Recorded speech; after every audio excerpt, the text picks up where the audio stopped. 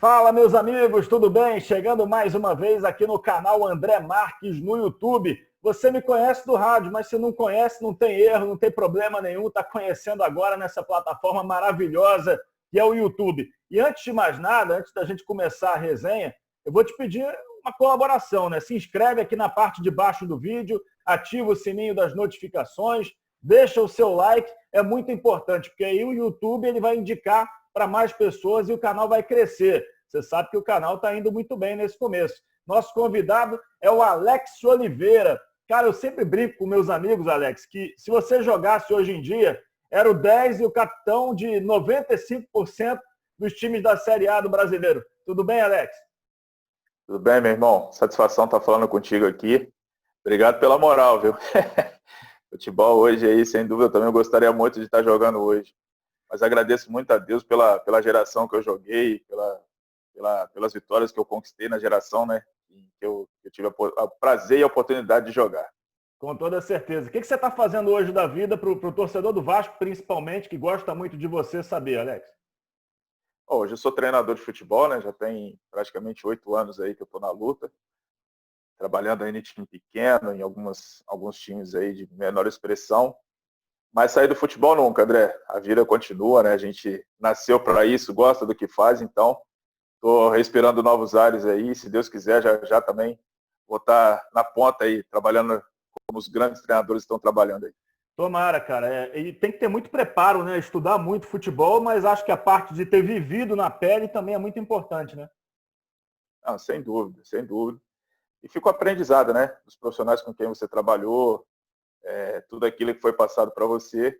Mas é claro que o profissional ele tem que estar se atualizando sempre, né? Estudando bastante, entendendo o que o mercado hoje pede e como você deve se comportar na dinâmica do futebol de hoje, né? Então, a gente está sempre aprendendo, sempre se atualizando, sempre estudando, sempre buscando novos ares para, quando a oportunidade aparecer, a gente está pronto para executar o trabalho. E é muito difícil, né, ser treinador, Alex, porque eu vejo assim grandes caras que jogaram muito como você e tem que ralar muito. É praticamente um começo de carreira, como se você estivesse lá na base ainda sonhando em ser jogador, só que agora como treinador, né? Sem dúvida, é difícil. O caminho é longo, difícil, a gente sabe, né? Mas a gente acredita também, André. Eu acredito muito na minha capacidade, na competência de realizar os trabalhos. As vitórias que a gente teve como atleta, sem dúvida nenhuma, também serve de aprendizado agora na carreira como treinador. E os exemplos, né? Eu sempre cito isso, os exemplos de bons profissionais que a gente tem aqui no Brasil, porque todos eles um dia começaram. Então, as carreiras vitoriosas, um dia elas precisam começar, né? E as oportunidades precisam ser dadas. Então, o importante é você estar preparado para quando ela surgir, quando ela chegar, você fazer o seu melhor. Então, eu foco muito nisso e os profissionais com quem eu trabalhei me deram embasamento bastante também significativo para executar o trabalho de boa qualidade. Imagino que assim, a saudade do futebol em si, né, de jogar, deve ser muito grande para quem jogou em alto nível, Maracanã lotado, São Januário cheio. Ah, isso aí, irmão, isso aí não adianta, que isso nunca vai morrer, não tem jeito. A gente vê, eu vejo, né, já trabalhei com treinadores que em algum momento, que os caras que já jogaram também, né, em algum momento ali fora eles ficavam chutando o vento também, querendo doido para estar lá dentro. Comigo não é diferente. Comigo não é diferente, não. A gente assiste futebol, a gente vê o futebol hoje da maneira como é jogado, sem dúvida nenhuma, bate uma saudade de querer estar em campo, de querer fazer o melhor. E infelizmente o tempo passou, né, André? Mas que bate, meu irmão. Que dá vontade de estar lá dentro, isso sem dúvida nenhuma. E agora, volta e meia, está passando aí na televisão os jogos de antigamente, né? Aqueles jogos do final da década de 90, início dos anos 2000. E aí dá para matar um pouquinho a saudade, né? Sem dúvida, cara, sem dúvida. E aí você se atenta muito aos detalhes também, né, André? Eu estava vendo outro dia a final do Mundial, né? Mundial de Clubes. Rapaz, eu falei, até hoje eu fico me perguntando como foi que a gente perdeu aquele título pro Corinthians. Até hoje eu fico me perguntando. Nosso time era infinitamente superior, era melhor. Sei lá, cara, acho que não consigo achar a resposta, né? A verdade é essa. Porque a gente estava com uma sede tão grande, uma vontade tão grande de ser campeão ali, e infelizmente acabamos perdendo o título nos pênaltis para eles. Aquele jogo realmente é muito emblemático, né? Porque as equipes se respeitaram muito, né? O Corinthians também tinha um bom time. Eu concordo contigo, acho que o Vasco era bem superior, pô, quem tem Edmundo e Romário no ataque, de qualquer forma vai ser superior, não tem muito jeito, né? Porque eram os melhores jogadores da época, contando com o Ronaldo, que não jogava no Brasil. Agora, o Vasco teve algumas chances no jogo, teve um impedimento também que foi marcado, que não estava, que ia pintar na cara do gol, teve muito lance ali naquela partida que podia ter rolado o gol, né, Alex? Rapaz, foram várias chances, várias oportunidades. O Corinthians também não ficou atrás, mas eu acho que até a torcida do Vasco em si, André, naquele momento, ela visualizava, ela esperava o Real Madrid na final, né? Eu acho que depois que o Corinthians passou, acho que foi um balde de água fria em todo mundo, né? Principalmente na torcida do Vasco, porque esperava reviver a final do Mundial que o Real Madrid ganhou do Vasco de 2-1 em 98, 98, se não me engano. 98. E, de repente, encontrar o Real Madrid 2 anos depois seria a glória, né? E dentro de casa ainda ser campeão em cima deles, acho que devolveria. E, de repente, se vê o Corinthians na final. Acho que a torcida do Vasco deu uma meio desanimada naquilo ali, mas a gente acreditava que ia ser campeão, sem dúvida nenhuma. E confesso que teve um lance também de uma falta no segundo tempo que eu bati, a bola pegou na cabeça do Fábio Luciano na barreira. Se ela não pega, meu amigo, já pensou? Vasco campeão mundial com o gol do Alex Oliveira, meu amigo? Ia ser a glória, mas, enfim, não foi o que Deus quis naquele momento. Mas eu agradeço muito por ter participado desse mundial. Foi uma competição maravilhosa, muito bem feita, organizada. Infelizmente, o Vasco ficou com o vice-campeonato. Se fosse o Real Madrid, então a história seria diferente. Ah, sem dúvida, meu irmão, sem dúvida. Eu acho que o Maracanã ia estar mais inflamado do que teve naquela final. A torcida do Vasco, sem dúvida nenhuma, acho que, no meu entender, né? Posso estar pensando errado aqui, mas no meu entender, acho que naquele momento bateu uma certa. Poxa, a gente queria pegar o Real Madrid, não queria pegar o Corinthians, sabe? Então ficou aquela coisa para se vingar dos caras, né? Mas, enfim, acho que Mundial é Mundial, independente do adversário. A gente jogou de igual para igual com o Corinthians. Merecíamos uma sorte maior e melhor, né? Acho que o Corinthians também veio de uma prorrogação, estava bem mais cansado, se eu não me engano, na época. E, infelizmente, não passou o Real Madrid, passou o Corinthians. E deu o que deu, né? Infelizmente, aconteceu daquele jeito. Não veio o título, mas tem aquele Mundial é muito marcante, aquela vitória contra o Manchester. Acho que ninguém esquece também, né, Alex? Ah, cara, aquele jogo ali para mim acho que foi especial porque Romário e Edmundo não se falavam, né? Tinha uma briga pessoal deles lá. E, meu irmão, pra gente que jogava, e eu falo isso para todo mundo, sem medo nenhum. E pra gente que jogava com eles, cara, você imagina os dois brigados, né? E um querendo jogar mais do que o outro. Pensa. Meu irmão, a gente só fazia o que tinha que fazer, entregava a bola pros caras, deixava os caras resolver, pô. Não tinha mais o que fazer, entendeu? E a gente assistia de camarote, cara, porque Edmundo jogando natural, a gente já sabe como é que é. Romário também, a gente sabe como é que é. Agora você imagina os dois querendo jogar de verdade, um querendo mostrar mais do que o outro. Meu irmão, aquele jogo ali, cara, eu vou te falar, foi uma coisa assim que a tranquilidade era tão grande e a certeza era tão grande da vitória que se tivesse só Romário e Edmundo em campo, a gente sabia que ia ganhar o jogo do mesmo jeito. Aquele jogo foi espetacular. Agora, particularmente para você no teu auge ali, você naquela época, pô, arrebentava e o time do Vasco era uma seleção brasileira, né? Não eram só 11 jogadores, eram 22 ali em condições de vestir a camisa da seleção. Era muito difícil a competitividade naquela época entre vocês, né, Alex? Cara, era difícil e ao mesmo tempo muito respeitosa, sabe? E não tinha vaidade alguma dentro do elenco. Por incrível que pareça, cara, um elenco tão recheado de estrelas, de jogadores consagrados, não tinha essa vaidade, né? Eu cheguei no Vasco no momento em que eu peguei Luizão, peguei Donizete, depois veio chegando Júnior Baiano, chegou Viola, chegou Euler, Juninho Paulista, cara, depois chegou Romário, chegou Edmundo. Meu irmão, vou te falar, cara, é uma coisa assim que os caras foram chegando, os craques foram chegando e eu ali no meio eu falo, caramba, olha onde eu tô. Sabe, a ficha foi começando a cair, entendeu? E foi uma coisa assim, cara, sensacional, cara, porque o Lopes ele conseguia administrar muito bem essa questão e seja lá qual fosse o time que entrasse, cara, o Vasco tinha condições de jogar de igual para igual com qualquer elenco. Então era gostoso porque a torcida do Vasco ela conseguia de todas as formas saber quem era o time titular e saber quem era o segundo time titular, porque ela não considerava o segundo time como reserva. Então era uma coisa assim fantástica, formidável. Fazer parte desse elenco para mim foi uma coisa muito gratificante e agradeço a Deus demais por ter feito parte desse elenco vencedor. E para quem não lembra, você veio junto com o Paulo Miranda, né? Vocês dois chegaram juntos ao Vasco no início de 99, foi isso? Acho que foi, né? Foi exatamente isso. A gente estava junto do Atlético Paranaense e o Vasco tinha contratado o Paulo Miranda na época, né? E eu estava no Atlético, tinha chegado do Atlético, tinha saído do Atlético Mineiro, de empréstimo, e ido para o Atlético Paranaense. Mas eu pertencia ao Paulista de Jundiaí na época. E teve o jogo Vasco e Atlético, que nós perdemos para o Vasco, eu estava no Atlético, nós perdemos para o Vasco de 2-1. E eu fiz o gol do Atlético nesse jogo. E o Paulo Miranda, contratado, chegou em São Januário, chegou não, ele conversando com o Lopes, né? O Lopes virou para o Paulo Miranda e falou assim: Paulo, eu preciso contratar um meia canhoto, porque o Pedrinho se machucou. Foi logo quando o Pedrinho tinha se lesionado contra o Cruzeiro, naquele lance que machucou o joelho. E eu preciso recompor esse meio com um jogador da mesma característica que o Pedrinho, canhoto, porque a característica do elenco pede isso. Aí o Paulo virou para o Lopes e falou assim: por que o senhor não traz o Alex? Aí o Lopes parou para pensar: mas que Alex? Falou assim: pô, aquele neguinho canhoto que fez o gol contra o Vasco. Aí o Lopes: pô, aquele neguinho me deu um trabalho danado, rapaz.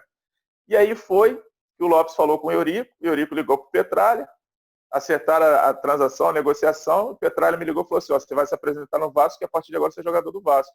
E dessa forma, eu e Paulo Miranda fomos parar no Vasco da Gama. O futebol é muito bacana, né? Porque nessa época o Vasco tinha dinheiro a dar com pau também. O Vasco, eu quero esse aqui, eu quero aquele ali. E era rápido, né? Agora você Era vê, bem rápido. quem ia imaginar que hoje em dia a situação do Vasco seria tão complicada, né?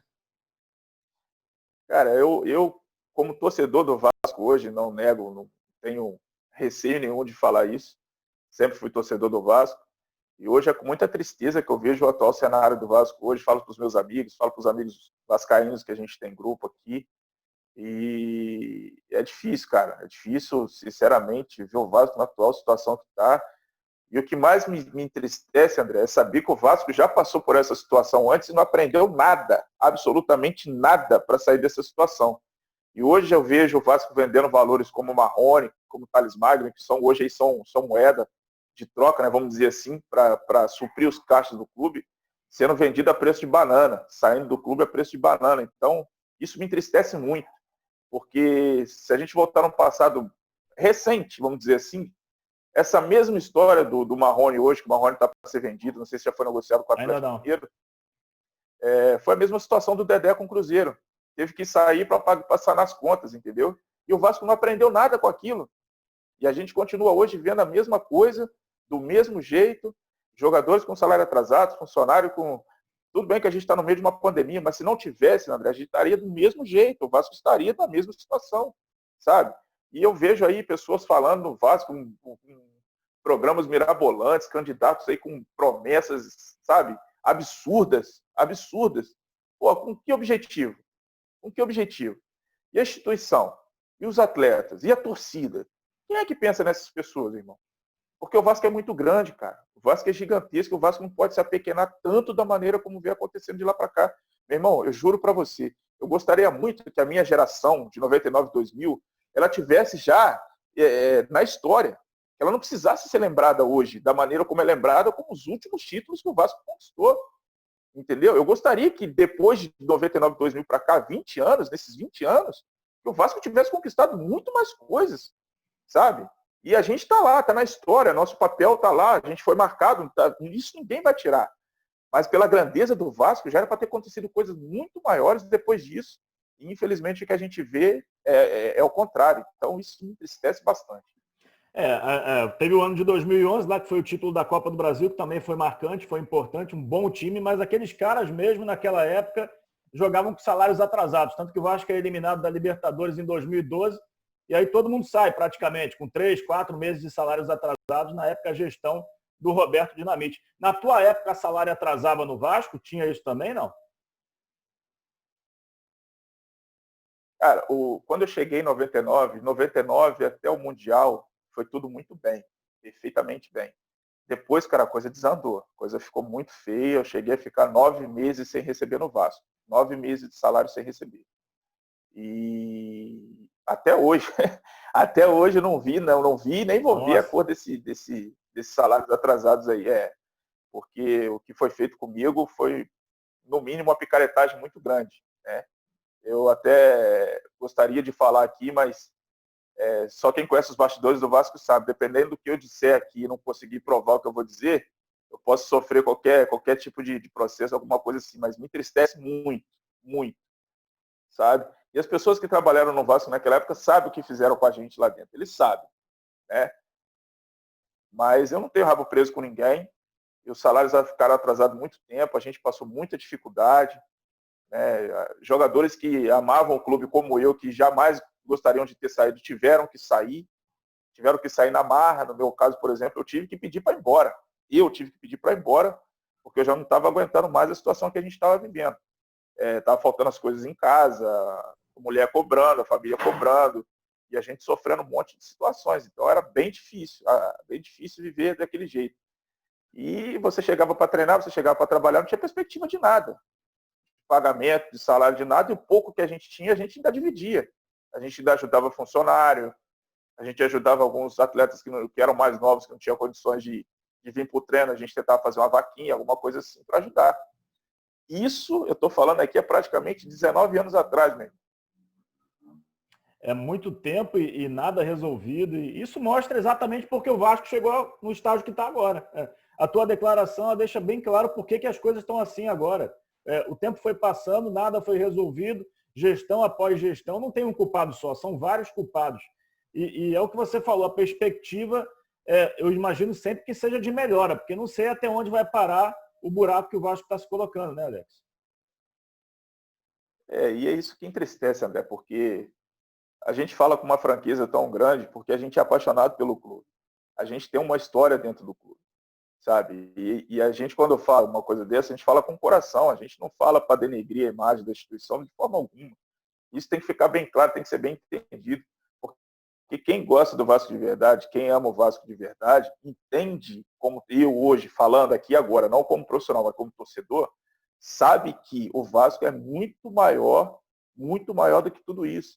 E às vezes você vê o lado político do clube falar mais alto do que a paixão pelo clube, sabe? Então você vê uma desunião muito grande, cada um puxando para um lado, e a instituição ali no meio, como se fosse uma corda que a qualquer momento fosse arrebentar e ela morrer. E aí cada um ficar com um pedaço da corda sem saber o que fazer, sabe? Então é complicado demais você ver a situação do clube que você ama do jeito que está. Tem profissionais lá dentro que são desde a minha época, que eu amo de paixão, entendeu? Hoje eu vi o Ramon voltando como treinador.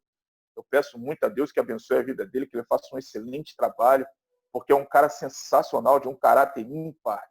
O Ramon é um cara de um caráter ímpar, sabe? E as outras pessoas que trabalham também lá, não sei se o Germano está lá ainda, que é outro cara excepcional, que quando eu cheguei no Vasco também me abraçou como se eu fosse um filho, e é um cara que eu tenho um carinho, um respeito, assim, de uma grandeza enorme, sabe? Não sei se o Sorato também voltou para lá ou não, mas o Sorato andou passando por lá também. E é outro cara também que eu gosto muito, a gente ainda tem contato, pouco, mas ainda tem contato via rede social.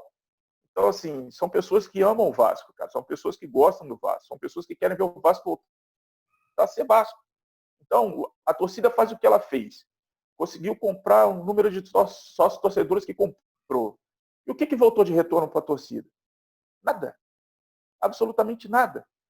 Então o torcedor, às vezes, ele vai se cansando, ele vai se entristecendo, ele vai, perdendo aquela paixão, porque se ele só está sendo maltratado, só está sendo prejudicado, não está vendo perspectiva de melhora, o que ele vai fazer? Entendeu? Então é complicado, é difícil. Eu espero muito mesmo que o Vasco tome rumo, que as pessoas da política do Vasco entendam que a instituição ela tem que ser maior, independente do lado político que você está, entendeu? Porque quem está embaixo hoje, amanhã pode estar em cima. O importante é que a instituição esteja sempre acima de tudo. É dessa forma que eu penso. E uma coisa que a gente sabe que não para e continua funcionando muito bem no Vasco é a base, né? Eu conversei com o Carlos Brasil, que é o gerente da base, chegou em 2018. Ele antes trabalhava no Flamengo e foi responsável aí direto pela participação na formação de craques como... Craques não, mas que jogadores que são promissores como Vinícius Júnior, Paquetá, e no Vasco já participou também da formação agora do próprio Thales Magno e outros. E ele me disse o seguinte, Alex, do Sub-17 para baixo é uma máquina de talentos, é uma máquina de jogadores. A geração que vai subir é muito boa. A única certeza que a gente tem hoje é de que o Vasco não vai ficar desamparado nessa questão da formação de jogadores. Assim eu espero, viu, André? Assim eu espero, porque ainda assim, da maneira como a gente está vendo, se a gente for falar do cenário atual hoje, para o tamanho do Vasco, se você for pegar os últimos 5 anos aí, quem que o Vasco revelou? Quem que o Vasco botou no cenário mundial? Acho que só o Entendeu? Paulinho, né? Só o Paulinho. Aí a gente vai botar também o zagueiro lá, o que estava no Palmeiras. Luan. O Luan, entendeu? Então, eu acho que é muito pouco. Eu acho muito pouco mesmo, sabe? E os exemplos estão aí para serem seguidos.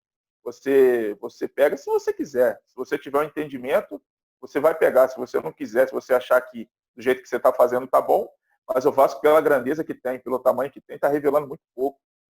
E eu acho que isso sempre foi uma tônica do Vasco. Aí, de novo, André, de novo a gente vai voltar lá atrás.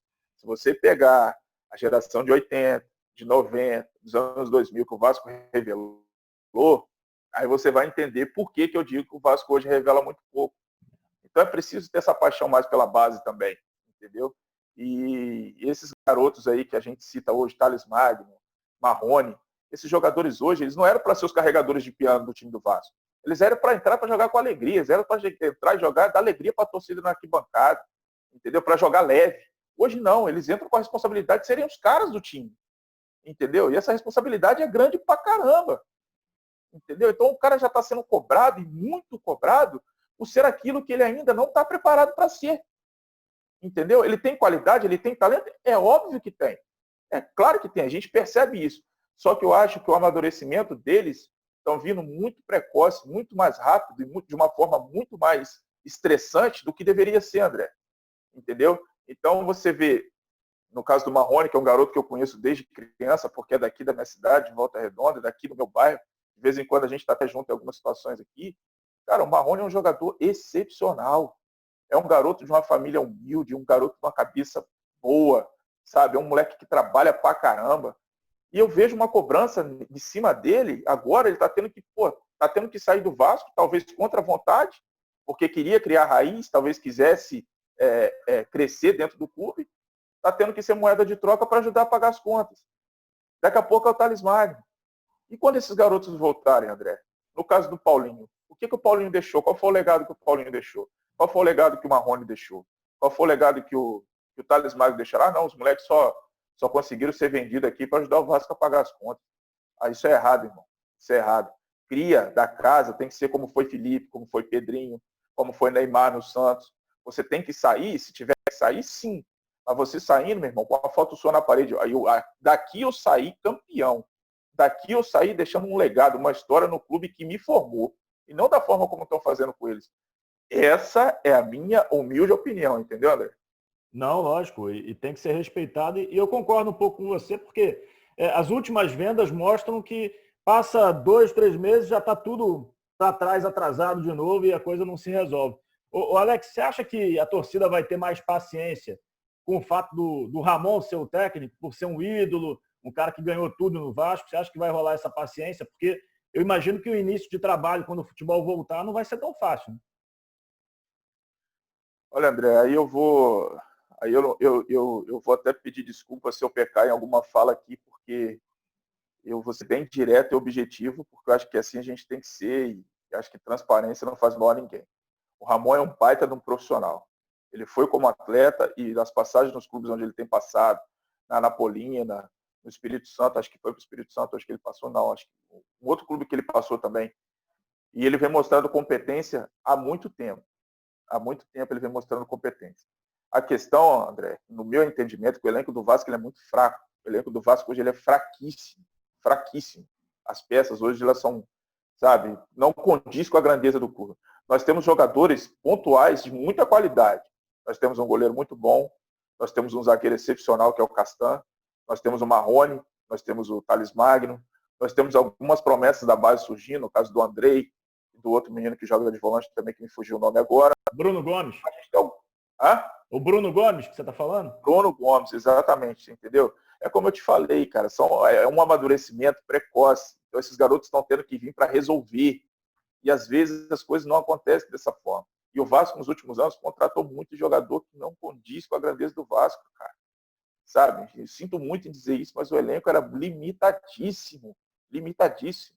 O Vasco não pode pensar em competições como o Sul-Americana no ano. O Vasco tem que pensar em Libertadores, o Vasco tem que pensar em título. E para isso precisa ter elenco forte. Ah, porra, mas não tem grana para contratar. Aí não é problema da torcida.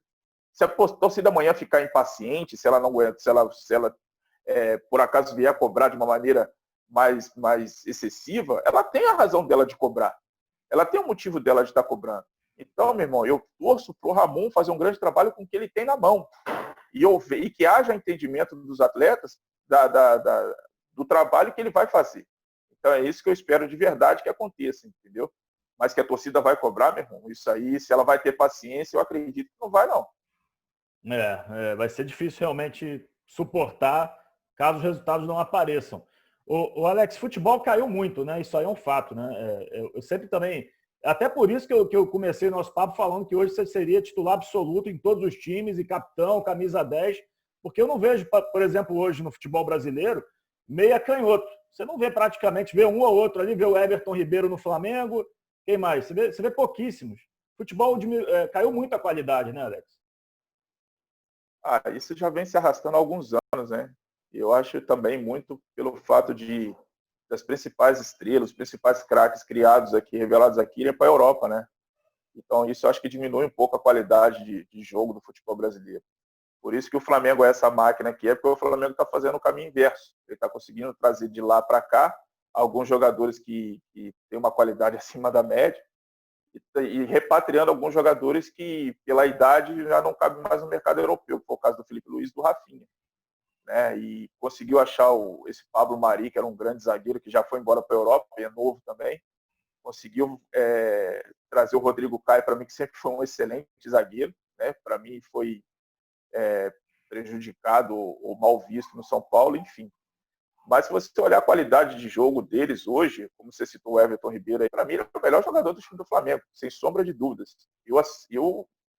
Eu vejo que o Flamengo, se o Gabigol, se o Everton, se o Bruno Henrique fazem gol, é porque o Everton Ribeiro, meu irmão, ele é um cara que desequilibra do meio para frente. Então, para mim, ele é disparado o melhor jogador do Flamengo hoje. É um cara que faz o dele, procura fazer bem feito e faz bem feito, né? Por isso que eu entendo dessa forma. Então, se você for analisar, tirar hoje, você vai pegar o elenco do Palmeiras, você vai pegar o elenco do Grêmio, que também eu gosto muito do time do Grêmio, e acho que parou por aí. Falando dos times da Série A, se você pegar elenco por elenco, você colocar na ponta do lápis e botar dentro de campo a qualidade de jogo, eu vou citar o Santos também, do São Paulo do ano passado, que é um cara que conseguiu tirar leite de pedra e fazer aquele time jogar. E descobriu uns talentos aí que ninguém conhecia, no caso do Soteldo, né? Uhum. Que é um jogador de uma qualidade sensacional. E fez o Marinho jogar futebol de novo, né? Que o Marinho também é um jogador que apareceu muito bem no ano passado. Então, tirando esses times aí, que a gente está citando aí, Flamengo, Grêmio, Santos, acho que para por aí. E o resto para baixo aí praticamente ficou tudo normal, né? Vamos dizer assim, o básico. E esses, para mim, é o que jogaram acima da média. O Alex, o Flamengo de hoje ganharia do teu Vasco, da tua época? Não, de jeito nenhum.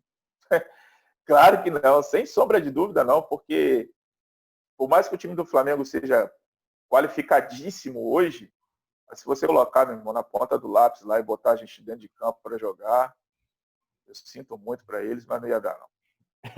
Não ia dar, não. Não ia dar. Ia dar um belo de um jogo, mas eu tô contigo. Ia ser jogão, sem dúvida, ia ser jogão, mas nosso time, com todo respeito que me cabe, mas o nosso time era bom demais. Era muito bom.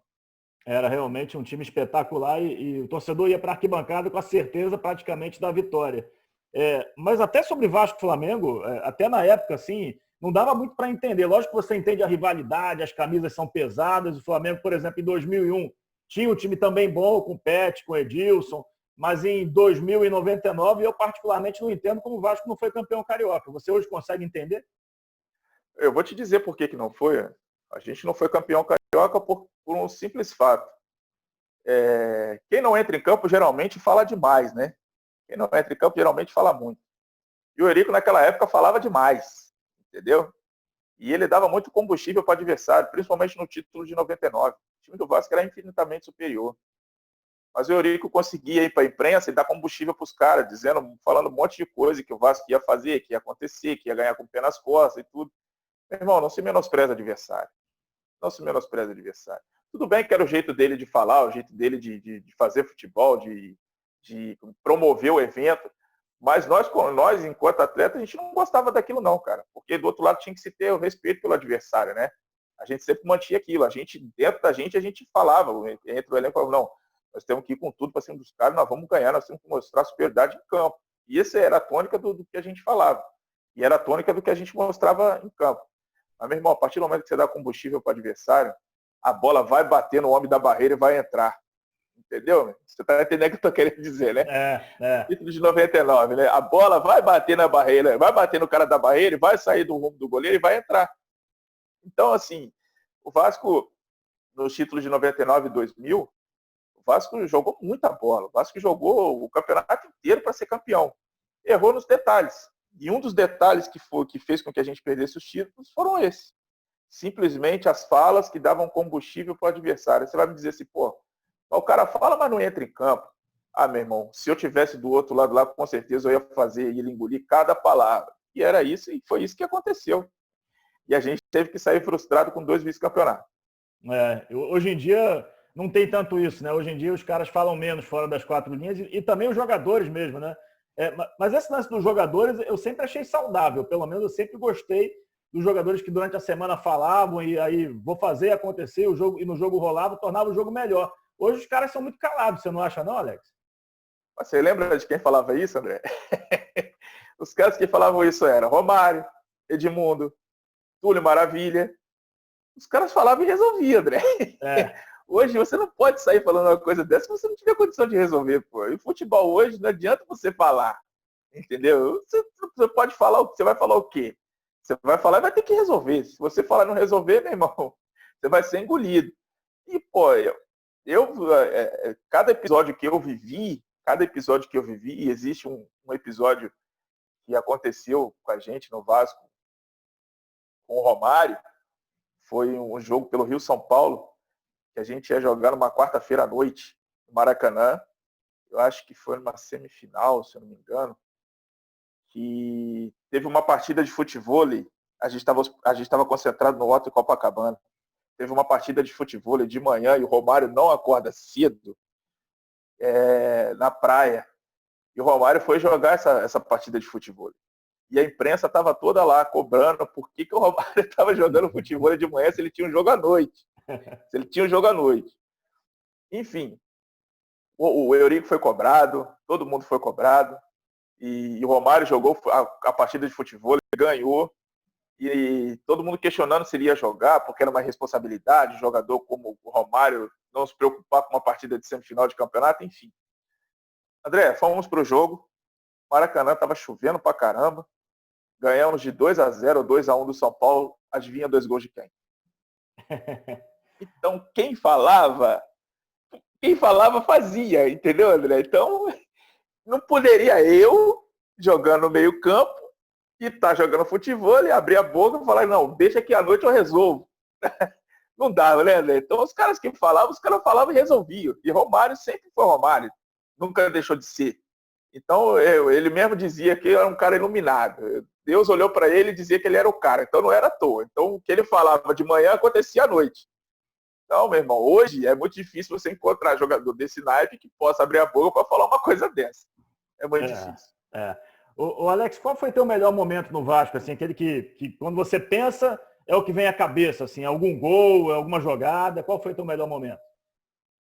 Cara, André, eu tive vários momentos bons assim no Vasco, cara, mas eu acho que 99, o ano que eu cheguei, eu acho que foi um ano assim que eu posso dizer de maior destaque, porque eu já cheguei e já fiz gol na estreia, né? Pelo torneio Rio São Paulo contra o Palmeiras, que a gente ganhou de 2-0.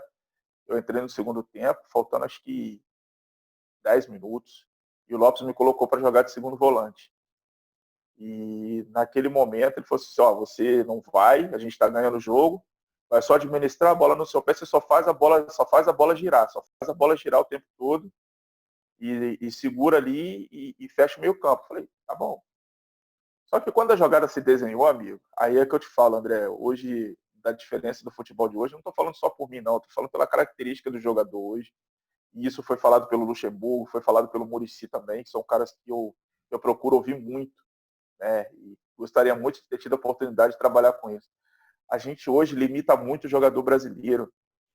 A gente limita demais o jogador brasileiro de fazer aquilo que nós sempre fizemos, que é a criatividade do jogador, que é o improviso, que é o jogador em campo ter a liberdade de jogar, de mostrar o que ele realmente sabe fazer. E naquele momento, a jogada se desenhou, e eu falei, não, eu vou chegar na área, né? E a bola, o Juninho tocou a bola para o Ramon na fundo, o Ramon cruzou, eu entrei na área e fiz o gol de cabeça. Na minha estreia, ganhamos o jogo de 2-0 do Palmeiras. Acho que não tem coisa melhor do que isso, né? E houve um momento também no jogo da Mercosul, contra o Nacional do Uruguai, o Lopes também, eu estava no banco, me colocou em campo, e a gente precisava do resultado. Se a gente empatasse, a gente estava fora. E o Lopes me colocou, acho que faltando 9 minutos. E ele tirou o Viola nesse jogo. Entendeu? Ele tirou o Viola nesse jogo. E a torcida começou a xingar, burro, burro, burro, burro. Porque ele estava tirando um atacante e colocando o meio campista, né? Então, tipo assim, o Vasco precisando do resultado, como é que ele vai tirar um atacante e colocar um cara de meio de campo?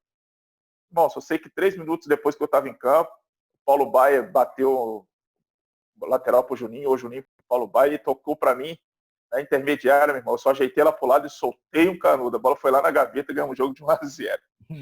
E a partir dali a gente se classificou e seguimos na competição. Então, eu acho que foram momentos assim que me marcaram bastante no Vasco, sem dúvida nenhuma. Os títulos, é claro que eles falam mais alto, né? Mas assim, nesses momentos assim, jogando mesmo, foram momentos que me marcaram bastante.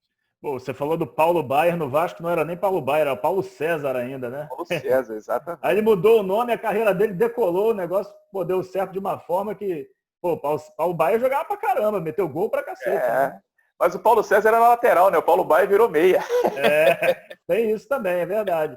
É verdade. Ô Alex, pra gente concluir, cara, falar daquela Mercosul que tá de novo na moda, né? Tá todo mundo relembrando, já são quase 20 anos aí daquele título. Queria que você me contasse aquela final, os bastidores, o que aconteceu. Ninguém acreditava mais e a coisa fluiu, segundo tempo espetacular. Como é que foi aquilo, hein? Então, André, eu acho que nem a gente acreditava, sabe? Nem a gente acreditava, porque a gente vinha de um momento muito bom dentro da competição. A gente parece que tinha se classificado contra o Rosário Central, lá na Argentina, 0-0. O Elton pegou pênalti lá, e o negócio lá foi feio, foi tenso, né? E a gente voltou muito forte para a final. Só que aí teve um momento que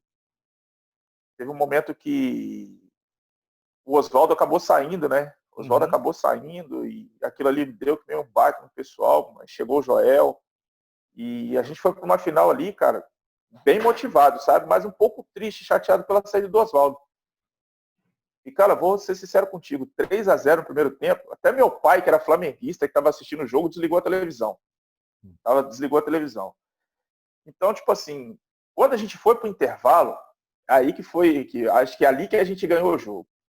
Tinha um latão de lixo no canto, assim, do vestiário, do antigo palestra, né? Rapaz, todo mundo entrou, cabisbaixo, ninguém falou nada, sabe? E eu e o Viola fomos os últimos a entrar no vestiário.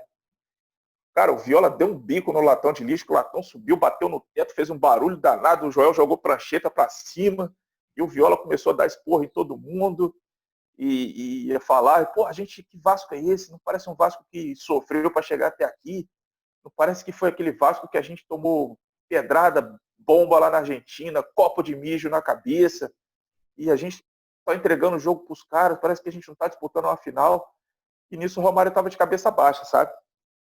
E aí o Gigante virou e falou, Gigante era o apelido que a gente deu para o Juninho Paulista. E aí o Gigante virou e falou assim, realmente a gente não está jogando como Vasco, a gente precisa entrar em campo, por mais que a gente perca o título, nós precisamos voltar a ser Vasco.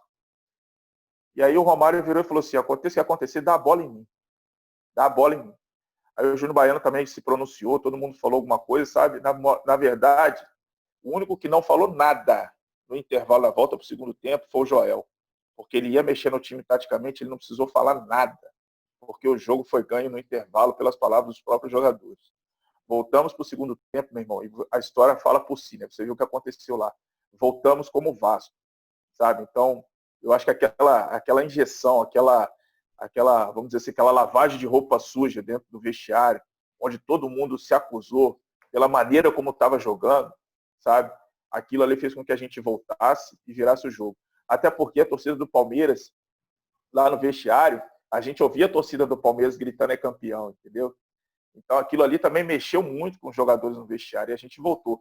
E foi uma palavra que ecoou muito entre todos nós ali naquele momento do jogo, é que mesmo que a gente perdesse o título, mesmo que a gente perca o título, nós vamos sair de campo como o Vasco que chegou até aqui. E aí, meu irmão, o Papai do Céu abençoou porque ele sabia que a gente era merecedor daquele título ali. Fala-se muito que o Eurico foi no vestiário, falou alguma coisa, então não teve nada disso, né? É lenda. Não. Cara, e vou ser bem sincero contigo, se ele teve no vestiário falando alguma coisa, foi individualmente com algum jogador. Porque a pilha no vestiário estava tão grande, o momento estava tão inflamado, que eu nem sequer vi o Eurico no vestiário. Vou ser bem sincero com você. Eu nem sequer vi o Eurico no vestiário naquele momento. Eu lembro muito bem que o Joel não falou uma palavra e todo mundo voltou para o campo determinado a mudar a situação do jogo. E foi engraçado que depois que acabou o jogo, né, que a gente conquistou o título ali, a gente foi comemorar com a torcida do Vasco, que estava naquele cantinho do lado direito do antigo palestra. Isso. Meu irmão, eu vi torcedor do Vasco ali passando mal, gente desmaiada, que não acreditava mais naquilo que a gente fez lá. Eu acho que dar essa alegria, dar essa satisfação para o torcedor naquele momento, da forma como foi, o torcedor do Vasco nenhum vai esquecer, jamais vai esquecer, por isso que está eternizado. E um título internacional, né? Não era qualquer título, não. É a Sul-Americana de hoje, praticamente. Aí que todo mundo quer tanto, né? Não é tão simples assim ganhar de um Palmeiras que, particularmente, olhando a escalação, você olhava para a escalação do Vasco e do Palmeiras, o 3-0 que era mentiroso. Porque não podia ser nunca um 3-0 aquele primeiro tempo também, né? É verdade. Mas o time do Palmeiras era muito bom, cara. Tinha a Arce ainda, se não me engano, tinha Kleber, zagueiro. O time era muito bom. Tinha Magrão, tinha Tuta. O time era muito bom, cara. Pô, mas o de vocês era Juninho Paulista, Juninho Pernambucano, você, Viola, Romário, Euler. Pô, não dá para comparar, não. Foi mal, Alex. Não dá, não. Era muito bom, é verdade. Era muito forte e foi um título muito marcante para o torcedor, tanto que agora vai ser reprisado na televisão aberta, na Bandeirantes, no domingo, e o Vasco vai vender até ingresso simbólico e a torcida vai comprar para ajudar, né? Porque a torcida do Vasco é uma torcida espetacular que ajuda, né, Alex? André, ela já está comprando. E se eu não me engano, já tinha mais de 8 mil ingressos vendidos, você acredita? Que torcida é essa, irmão? Que torcida é essa? Que consegue fazer uma coisa dessa, cara, com o sofrimento que ela tem passado, é amar demais o clube, cara. Por isso que eu te falo, cara, o Vasco, a grandeza do Vasco, ela vai ser sempre... Não vai ter palavra para explicar, sabe? O que essa torcida faz. Porque é um torcedor que hoje é zoado na rua, é sacaneado na rua, mas ele demonstra a paixão dele pelo clube que ele ama dessa forma, cara. Não tem jeito. Para mim é insuperável, irmão. É insuperável. É isso aí. Galera, se inscrevam aqui no canal, na parte de baixo aqui, ative o sininho das notificações e vamos que vamos crescer. Alex, queria aproveitar primeiro para te agradecer, porque, pô, papo contigo é sempre bom, cara. Você fala o que vem à cabeça e a resenha legal é essa, não é aquela resenha fechada e ninguém fala nada e parece até algo meio falso e contigo é o contrário. Queria deixar o espaço para você mandar uma mensagem para o torcedor do Vasco, se é que tem alguma ainda. Você já falou tanta coisa bacana para o torcedor ouvir. Manda uma mensagem aí para esse torcedor que gosta tanto de você. André, primeiro eu te agradecer, cara, pelo espaço aqui. Pode ter certeza que estaremos sempre às ordens aqui, porque eu acho que a conversa franca, direta e transparente, ela é assim. A resenha é muito boa. Deu para matar a saudade um pouquinho, porque a gente vai conversando, vai lembrando dos momentos aqui. E eu não tenho rabo preso com ninguém, irmão. A gente tem que falar o que é verdade. O torcedor precisa saber o que é verdade. E a verdade é essa. E mandar um recado para o torcedor do Vasco saber que ele motiva os pequenos torcedores hoje que ainda não entendem o que é Vasco. E essa motivação, essa paixão faz com que os pequenos torcedores entendam por que o torcedor vascaíno ele é tão apaixonado. Então, o recado que eu queria mandar é que o torcedor do Vasco acredite muito no trabalho do Ramon, dê força, dê apoio para ele para tirar o Vasco dessa situação. Pedir para ela encher São Januário, pedir para ela ir para o Maracanã, isso não precisa pedir. Isso a gente não precisa falar, né? Mas é agradecer ao torcedor, porque essa paixão que ele tem é a que move os outros torcedores e que mantém o Vasco grande, e a gente espera que o Vasco saia dessa situação o mais rápido possível. E eu espero conversar contigo de novo, com você, técnico de um grande clube, hein? Lá na frente não esquece de mim, não, hein? Que você vai chegar lá. Se quiser, de forma alguma. Tamo junto. Alex, obrigado e boa sorte aí na trajetória e conte comigo para o que precisar também. Irmão, eu que agradeço, satisfação mesmo falar contigo, um grande abraço. Galera, se inscreva aí no canal aí, aperta o sininho para as notificações, que aqui o cara é fera. Grande abraço, meu irmão. Valeu, gente. Um abraço. Esse foi...